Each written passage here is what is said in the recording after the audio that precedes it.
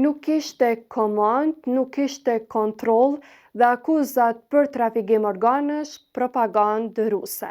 Këto ishin disa nga deklaratat më të forta të generalit amerikan Wesley Clark, i cili për 2 ditë me radhë dëshmoi në mbrojtje të Hashim Thaqit në dhomat e specializuara në Hag. Clark ish komandanti suprem i NATO-s në Evropë dhe njeriu që udhëhoqi fushatën ajrore kundër forsave të Miloševićit, tha se UÇK-ja në vitet e 90-ta funksiononin si grupe lokale të vetë organizuara, të motivuara dhe të pavarura, jo si një ushtri e centralizuar. Sipas tij, as NATO dhe as forcat speciale amerikane nuk ishin mundur të siguronin informacion të besueshëm për një strukturë komanduese të UÇK-s, e aq më pak për një shtab të përgjithshëm të mirëfillt. Clark mohoi kategorikisht akuzat për spastrim etnik ndaj serbëve, duke thënë se nuk ka parë prova për një gjë të tillë.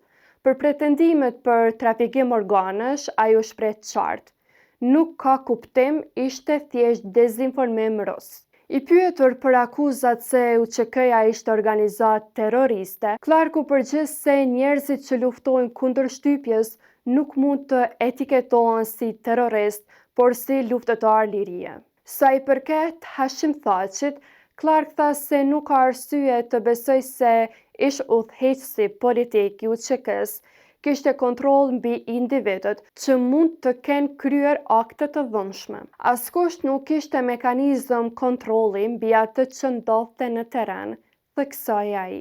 Me këtë dëshmi të fuqishme, Clark u bë dëshmitari i fundit i mbrojtjes së Thaqit, duke mbyllur fazën mbrojtëse me një mbështetje të hapur politike, ushtarake dhe morale për UÇK-n.